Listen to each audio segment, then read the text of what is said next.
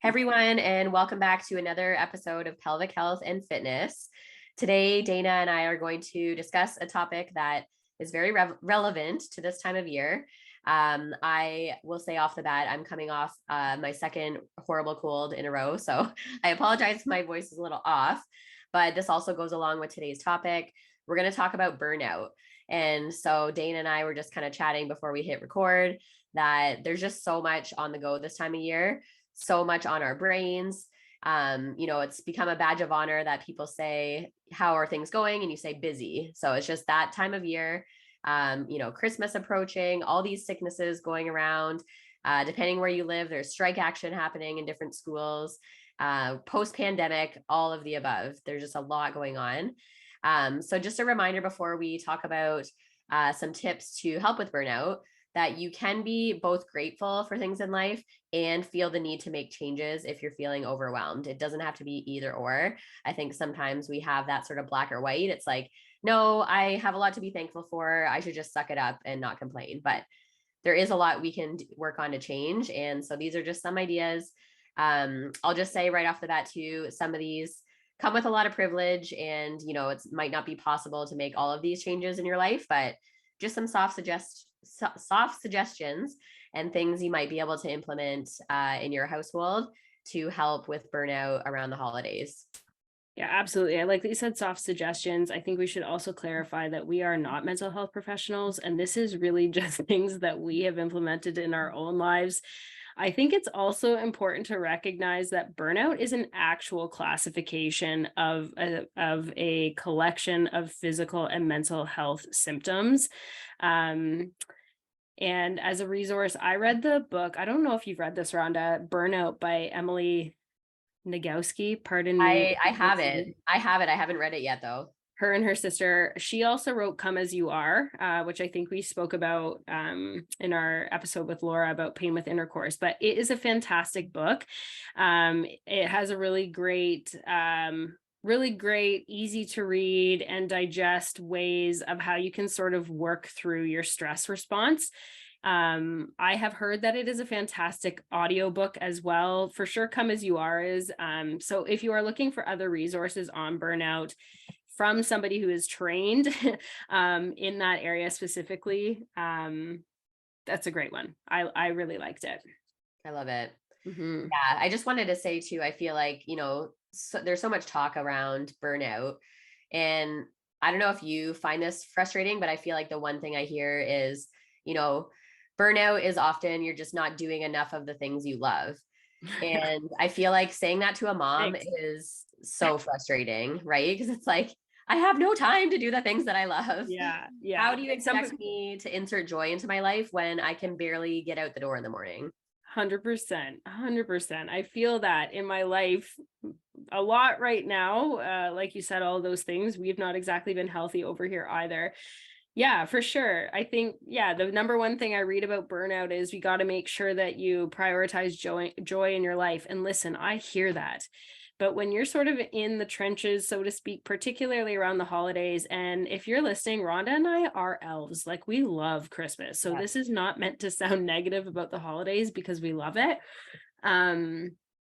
But yeah, I guess what we have to do is find the joy in the things that we end up planning. That's what I've sort of tried to, I'm going to try as well. This is the stuff that we have planned is stuff that I genuinely like to do, but I think I forget to enjoy it. Yeah. And I think that's kind of the theme of what we'll get into today is like, because we're so overbooked, yes, when those joyful things arise, we can't even be present because we're thinking about the next thing. So I think, the theme that you'll notice with our tips is like, what things can you take off your plate so that hopefully you can insert some more joyful things into your day? Yeah, absolutely. Okay, so let's dive in. The first one that we have for you is scale back your workout routine. We're active people. We have certain idea of ourselves of what we expect from exercise, the intensity that we expect from exercise. And we talk to new moms all the time about being realistic and maybe changing your mindset about what exercise and movement looks like postpartum. I think when you're feeling burnout at any point in your life, the same principles apply. Yeah. What feels good? What do you have the capacity for? And what you do have the capacity for has to serve you and your energy, both mentally and physically. So if it's starting to take away from that and it's feeling like an extra drain, give yourself permission to just take it out or decrease it in some way, frequency, intensity. For me, I'll take it down to yoga versus the sweaty ones because it Yeah. just feels like it's more um easily digestible, I guess. Yeah. For me, when I'm feeling kind of crazy, ultimately it does make me feel more calm too, so that's Yeah. nice. But I think we have to just, you use this term a lot, like parent ourselves and just be okay with decreasing something that's starting to feel like more on your plate. Yeah. And, we could go multiple layers with this conversation where all the messaging right now is, you have to work off the meals, you have to work off all the sweets that you're eating, right? It's so, so, so toxic. And so I would just challenge us all to unlearn some of that too, right? And understand that, the sole purpose of exercise is not to burn off our meals. That is diet culture talking. And so, yeah, how can you view exercise differently as a way to serve you, like you said, Mm-hmm. Dayna. So, yeah. So, whether that for me, I try my best to go for walks during the holidays because that's something I'm challenged with when it's cold and wintry. I don't love the cold, but I do feel so much better when I get outside. So, that is something I try to do. And if I get like one workout in a week, I'm proud of myself with that. Yeah, for Yeah. sure. I think, Yeah. and if you have young kids, again, I say this all day long to people, just a reminder, you're lifting and carrying and picking up and putting down. And if you lugged your Christmas bins upstairs this weekend, like I did, yikes, those things are heavy. That is all exercise. It's all movement. So just lots of grace for yourself. Remind yourself that you are doing a lot, and exercise isn't going anywhere. You can always swing back to it when you have more time. Exactly. Yeah.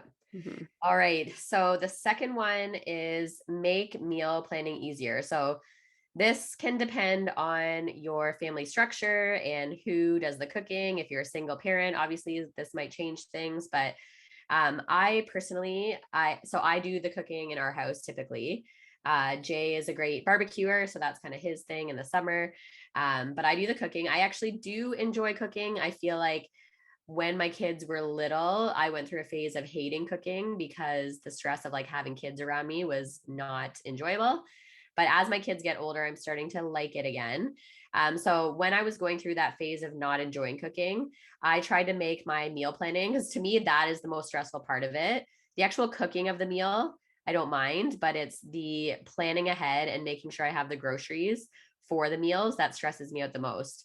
So I would honestly do like Taco Tuesdays, pizza every Friday, pasta Wednesdays. Like, I'd have kind of like a schedule that I would follow. And Yeah. as much as it can get boring and whatever, at least I was, we were having meals at home, not spending money going out, that kind of thing. And so that was helpful. And I think, again, just going along with like the diet culture stuff, ditching that thinking that like, oh, there's no way I can have pizza every Friday. That's not healthy, right? Like change your definition of what is healthy, because what is healthy if, you're trying not to eat pizza every Friday, but you're driving yourself nuts trying to plan meals, or you're spending money going out for meals, so healthy is multifaceted. So, that was helpful for me. Another thing was using frozen meals. So we're a huge fan of Costco in our house. So we would get like frozen lasagnas, frozen shepherd's pies, pastas, that type of thing that is easy just to put in the oven and cook up a meal. And we've also started using, this is not to try to get an affiliate or anything like that, but we've been loving and using Chef's Plate. So that Hey, is, Chef's Plate. Just yeah, yes, exactly. So Chef's Plate is similar to HelloFresh, all of those meal delivery services where they deliver the ingredients to your door. So we've been doing 3 meals a week. And that has helped me learn to enjoy cooking again, because again, everything's there for me. I don't have to go shopping and finding all these random ingredients for these recipes. It's all laid out for me and I just cook it. And that's been super, super helpful. And I would say, yeah, like if you can delegate meals, if you have a partner that's willing to help, like Jay and I have a good partnership in the sense I do the cooking, he'll do all the dishes and cleaning, he'll keep the kids occupied while I'm cooking. And that has helped too. That, again, when I have kids at my feet and like bugging me and asking me a million questions, cooking is not enjoyable. But if, I know Jay's keeping them occupied, I put on a podcast or I put on a playlist and I actually really get into the zone of cooking, and it is much more enjoyable. Yeah, for sure. We also have used Chef's Plate. Our family, my husband, Ian, does most of the cooking, and he is very good if he knows we've got a busy week coming up because he works out of town. So he's not getting home usually until 6:15, 6:30. If we were waiting to feed the kids until then, I would have hangry monsters on my hands. So, but I don't love to cook, nor do I generally know where to start. So, we do a little bit of meal planning sort of on Sunday. We're usually home. He'll make a couple meals. We are big fans of leftovers. So we tend to make bigger things and then divide it up for the week. And that usually is our lunches and dinners for a couple days anyways. If I'm in charge of dinner, I'm a huge fan of breakfast for dinner. That's my go-to. So we do a lot of breakfast for dinner. We're okay. One of the nights in the week, it's usually Friday, is generally some sort of takeout, or at least like a pre-made grocery, something like a pizza or sandwiches or something like that, just to make it easy. Of course, that has to be in your budget. We've also used Chef's Plate, which is great for me as someone who doesn't really know where to start. It's all laid out beautifully in there. Yeah. But yes, meal planning, as much as it can feel as something else you have to do, because I have felt that way about it, in my experience, that little bit of annoyingness at the beginning of the week helps you for the rest of the week. Agreed. Yeah. And yeah, I'll throw on there too. I am a huge fan of grocery pickup. And so I got into it, I think when I was on mat leave. So whenever I'm like, planning meals, getting groceries ready, if I think of something we need, I'll just add it to my online list for groceries. And then on Sundays, I go with the kids to just, park and then call. They bring my groceries out for me and it's all good to go. So yeah, like you said, just having that plan, like knowing kind of what we're having each day, making sure we have all the groceries on hand. So it's not that last minute scramble midweek of we have no groceries. What are we going to eat? Yeah, for sure. Because eating is important, I hear, in terms of all of the health things. Yep. Okay, number 3 on our list is to get better at asking for help. Just gonna say I suck at this one. But yes. Just being honest. Confession. Yeah. Yes, I talk a lot. I know Rhonda does too. As moms, or maybe just humans in this world, there's an ongoing ticker of things. I often will describe it to my husband as constantly having 1,000 tabs open on my brain computer. And so he will often say to me, well, what can I do to help? I'm very lucky to have a supportive partner. And part of it's control for me, if I'm being honest. I don't like to relinquish that, but it does help immediately. So we were chatting before we started recording here. Rhonda made a suggestion on her Instagram this week about delegating her family, or your husband Jay's family's Christmas gifts to him. And honestly, I was just like, whoa, light bulb. Yeah. It had never occurred to me to do that. So I did that. Yep. I did that this week, and it was a load off. Yeah. It seems so simple. It's those small decisions, right, that just add up. And, again, this can go into multiple layers of like patriarchal society. And, we exist in a world where women are expected to do it all. And, we all, many women now work full time too. So how are we expected to, work and also do all the household duties? So there is no gold star for doing it all yourself. Your husband or your partner also lives at that house. And so, yeah, ideally, if you have a supportive partner, ask for help, which, even just asking for help can be frustrating because then it's like, why do I need to ask you? You should just know. Yeah. But I always say, like, we have to start somewhere. We were all raised in the society where like Jay's mom did everything for him. So he is wonderful and amazing and so helpful, but it's still just his brain isn't kind of wired the same to like look at the tasks that need to be done. So yeah, so asking for help is where we need to start. And he is, again, also getting better at like seeing what needs to be done and just doing it too. So hopefully you have that support system at home. Or, you know, if you're a single parent, if you have friends or family, like don't have shame attached to asking for help as best you can. Reach out to a friend to help with, you know, putting the kids to bed a couple nights a week, like whatever you can do to offload some of the heaviness of this time of year. Every little bit helps. Yeah, for sure. And I also think too, like in not asking for help, I hear this a lot from my clients. And if I'm being honest, I have felt it as well. When we don't ask for help and we have this running ticker and we're feeling burnt out and we see our partners, you know, maybe not feeling any of the stress, the resentment starts to creep in too. And while that's valid, it's not really fair, I suppose, if we Yeah. haven't let them in on what our load feels like.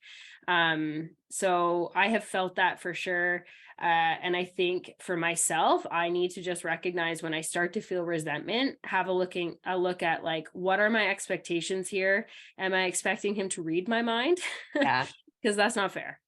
Yep. So then, yeah, I again, supportive partners. Also, I think we both are surrounded by good villages, and so we're lucky that way. But it's not easy to ask for help, is what I'm trying to say. But if you're starting to feel these other sort of emotions coming up, then I just encourage you to practice it, because it can help all that other resentment and anger and burnout type stuff. Yeah, it is a practice skill, and you know, it could change the dynamic of your relationship, because if you're, you know, your partnership, you're used to doing things a certain way, there might be maybe whether it's pushback or just, you know, a bit of time to adjust to that new boundary that you're setting. But it's on us to set that boundary. We can't expect our partner, like you said, to read our mind and just ask to take something off your plate if they don't know you're overwhelmed.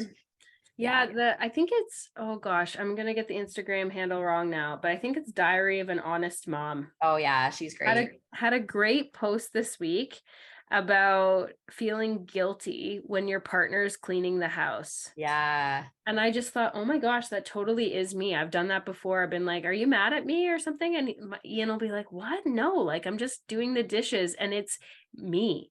Yeah. I am not currently being productive. He lives here too. Yeah. And the work of cleaning the kitchen does fall on both of us, but it's so inherently ingrained in many of us Yeah. that means something is wrong. Yeah. I'm resting and you're cleaning. Yeah. Let Yeah. that And sink it's in. so, yeah, that was an eye opener when I saw that too. I was like, that is brilliant. But Yeah. it also makes me think of, I don't know if it was a podcast or in her book, but Glennon Doyle talks about with her partner, Abby, that she would be the one cleaning and Abby would be the one relaxing. And she said she'd be cleaning at her.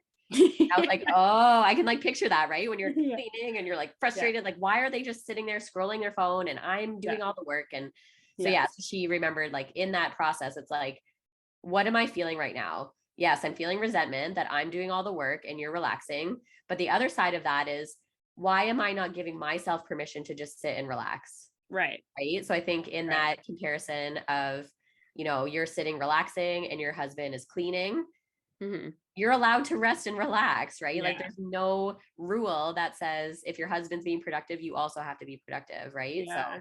but yeah, all these things we have to unlearn. Yeah, the other thing that she posted about this week too that I thought was great, and I felt very overwhelmed by this late last week as well, is the number of correspondence I have to respond to.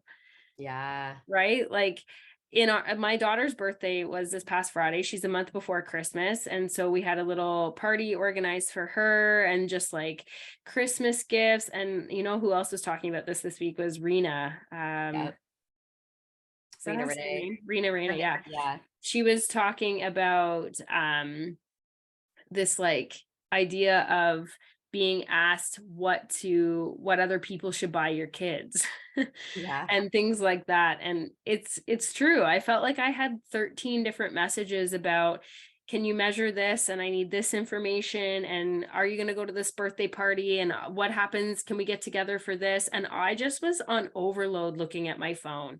Yeah. And so all of this is to say that this stuff is just amplified around the holidays. There's more events, there's more things to think about, there's meals to plan, there's gifts to plan, and ask for help. Ask for help. And yeah, one little trick for, I do this with emails, I do this with DMs on Instagram, I do this with texts. If I see a message and I'm not in the capacity to respond to it right away, I'll mark it as unread. And so you can do that with the new iPhone update. If you have all done the new update, you can swipe to the right, I think, mark it as unread to remind myself to go back to it. Because yeah, how many messages do we read and then, it goes by, we don't respond to it? I think that's part of like setting boundaries too, is recognizing like, I'm not in a place to respond to this right now. I know I want to, and I will, but I'm going to mark it on red and come back to it when I can. Yeah. Sometimes I actually think I did. Like, it's like I responded in my head. Yeah. But my body just wouldn't type it. Exactly. That is a helpful little trick. Thank you. Oh my goodness. Yes. All right. There was a lot on that topic. I think that could be a whole episode in and of itself. We might be passionate about that one. Yeah. Yes. We are both clearly just working on it ourselves too. All right. The next one we have is, this is related to working, is see if you can try to block off intentional breaks at work. So depending what you do for a living, whether you work from home, work outside of the home, this is something I've been trying to do. And I also will admit I'm not good at it. I try to block off like my lunch, block off a bit of time before I start my work. I've been trying to go for a walk first thing in the morning before I sit down on my computer and start working, or before I see clients. On my lunches, I'm trying my best to like just relax on my lunches and not be on my computer whittling away. So like, can you intentionally set up chunks of time in your day that you're not being productive? And this is so hard for me. So yeah, so whether it's again going for a walk, even just scrolling Instagram, if that's something that is like mind numbing, relaxing for you, lying down if you're somewhere that you can lie down. So, there's studies to show that we're actually more productive if we give ourselves those intentional breaks. So I think we think that's such a waste of time. Why am I going to go for a walk in the middle of the day? Why am I going to lay down in the middle of the day? That actually helps us to be more productive. And it just helps us be better humans, because we need that downtime. We can't expect ourselves to be on all the time.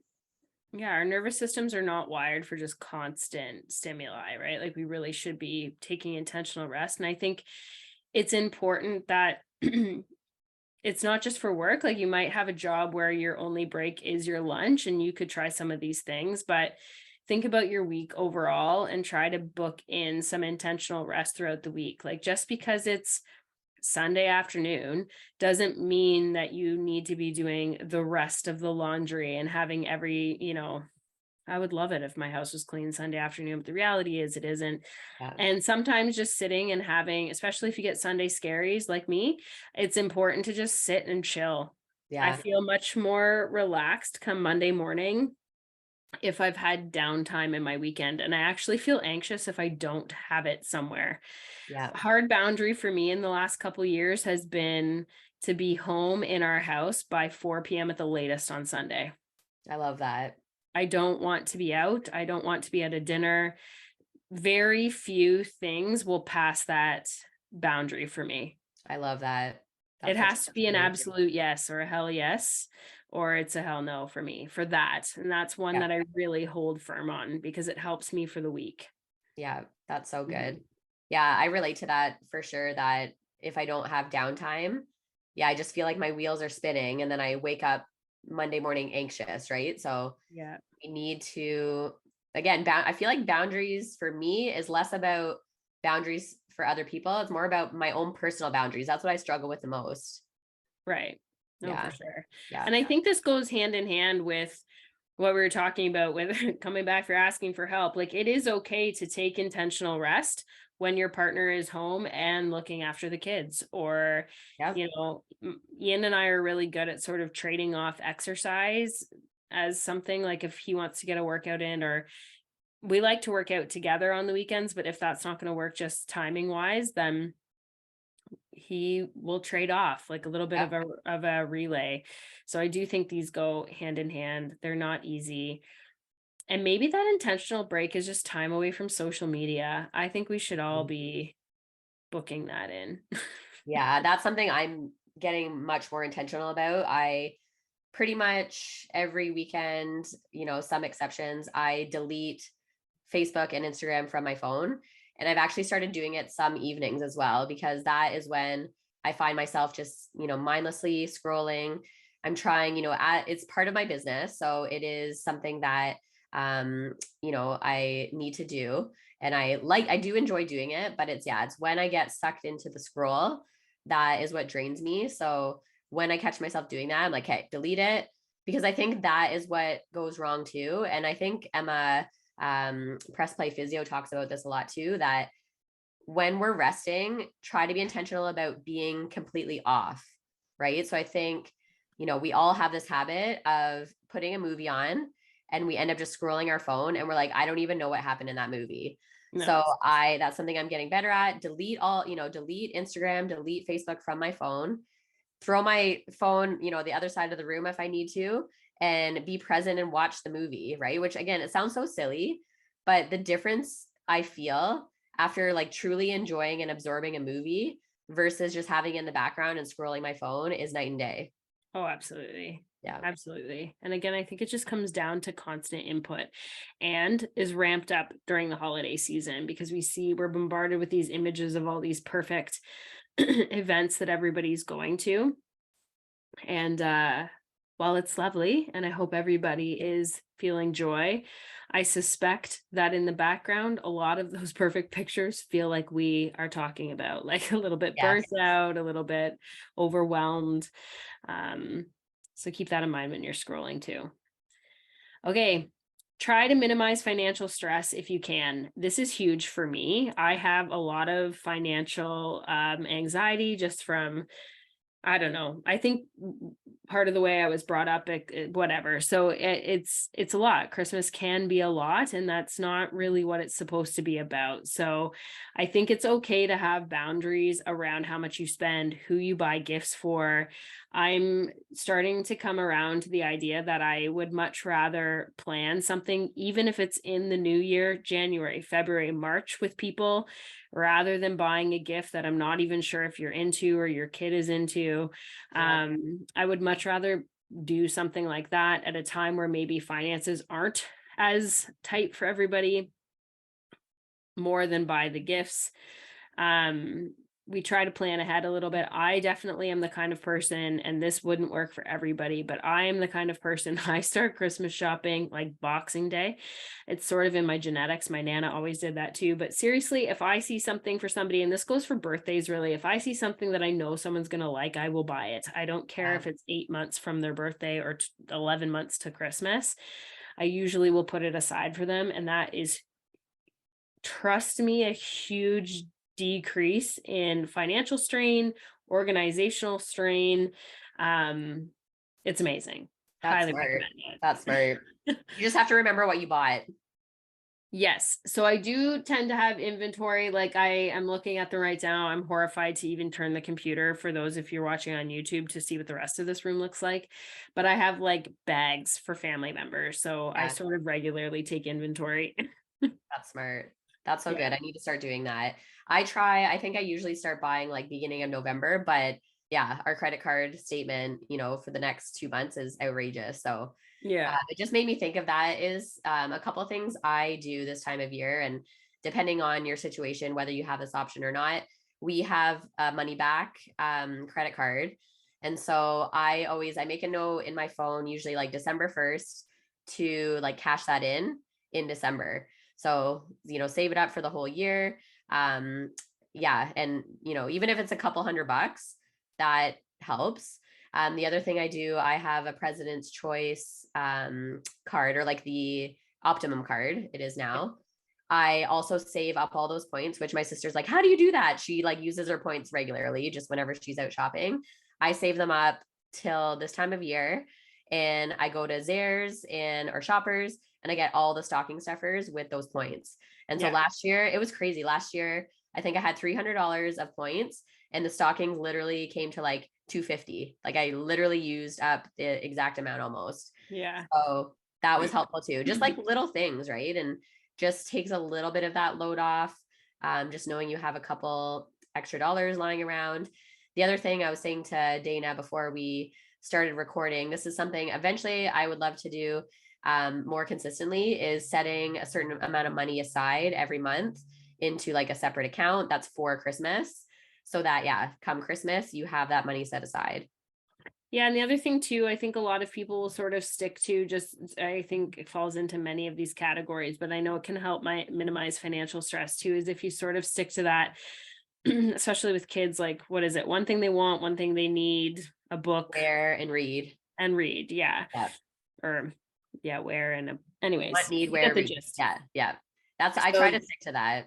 Take some planning out of it. It can drastically reduce the amount you spend, because it is easy to just buy and then be like, holy shoot, I bought a lot for this person, so yes, it adds these up. Things help me a lot. So if you're someone who experiences a lot of financial stress for whatever reason, hopefully you find some of those tips helpful. Yeah, so good. And you're also not alone. You're not alone with all of this. We struggle with all of this ourselves too. The last thing, and this I think will be a doozy too, similar to asking for help, it's okay to say no to things. So yes, I think Dayna and I would both admit that we are recovering people pleasers. And this is something I am truly actively working on. And it is hard for me. So I'll just give you a quick example. I had somebody reach out to me, so an acquaintance. So it wasn't a friend, it was an acquaintance, somebody I knew from my old job, is into like the finance world. And she messaged me on Instagram to see if we could talk, and just let me know about her job and what she does, and whether we could refer clients back and forth, which is awesome. I mean, it takes a lot to reach out to somebody like that. But yeah, my first gut instinct was like, I have no time for that right now. Like, good for you, but I can't. And so my old self would have been like, sure, let's hop on a Zoom, like, no problem. I'd love to hear about it. And again, this is where most of my work has come around, is I'm always trying to be the nice person, right? But like, sometimes when we're the nice person, we're not kind to ourselves, right? No. And so when we say yes to everything, because again, my gut instinct was, I don't have space for this right now. So when we dishonor that, then we are putting that person ahead of our own needs, and that catches up to us, right? So I sent a very, kind message back to her, and I just said, good for you. This is amazing. I don't have the capacity for it right now. Reach out to me again in the new year and I might have more space. I also offer paid mentorship calls. That is something I'm getting better at too, of like, if you pay for my time, then that is okay. But that, felt icky for me for the longest time, truthfully. Yeah. But I'm getting better at that, because that, again, it's honoring my time, it's honoring my energy, and it is kind to do that. And her response back was amazing. And, that is the thing. I think we put this thought in our head that they're going to be mad and they're going to be upset. But her response back was, thank you for letting me know that, and I'll reach out to you in the new year. So it almost then gives her as a woman permission, and we don't need permission, but it just gives that example of like, oh, I can do that too. Yeah. Right. Of like, we're allowed to set those boundaries, and it's not unkind. In fact, it is kind to do that, to be honest, and not say yes to something that you're going to resent when that time does come up. Right. Yes. I had a similar experience recently, and I was very proud of myself for sort of, saying that I didn't have the capacity right now. But it does take work. You say recovering people pleaser. I don't know if I'm recovering. It's definitely something I want to recover from. Yeah. But it's so true. Like, we don't have to say yes to everything. And it ends up for me, like, I can tell, I don't know about you, but when I say yes to something that I truly don't want to do, it's like a visceral reaction. For I sure. know that that is going to sit in the back of my mind and sort of stew and fester, and I'm going to be dreading it right before it happens. What an awful situation. I don't know, but I've done this my whole life, right? So it is something, I think, when we have events that we don't really want to, we do not have to go to every meal.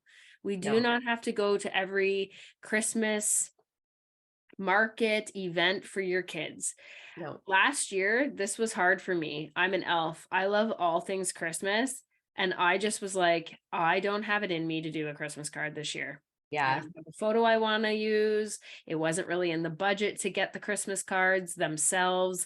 I couldn't imagine writing addresses out, truly. I just was like, I can't Yeah. do it. So I didn't. And Yeah. you know what? Christmas still happened and it was still fun. And I still enjoyed getting everybody else's card. And not one person said, man, we missed getting your card this year. Not one person. It was fine. Yeah. Now that you say that, I didn't notice that, Dana. And Right. I like being on the other end of it. I've never been a holiday card giver person because I sound so terrible. I know how I am as a receiver. Like I'll leave them out for a couple weeks, but they go Yeah. in the recycling. I'm Oh, like, and recycling. Yeah, so that 100%. irks me, whether it's like an environmental thing or just like a not necessary thing. Again, if you love doing that, and that's the thing, it's like if that brings you joy, go for it, right? I'm not trying to like poo-poo that, but I know as a receiver, when I see what I do with that card, I'm like, I don't want to do that because I know what happens to them. Yeah.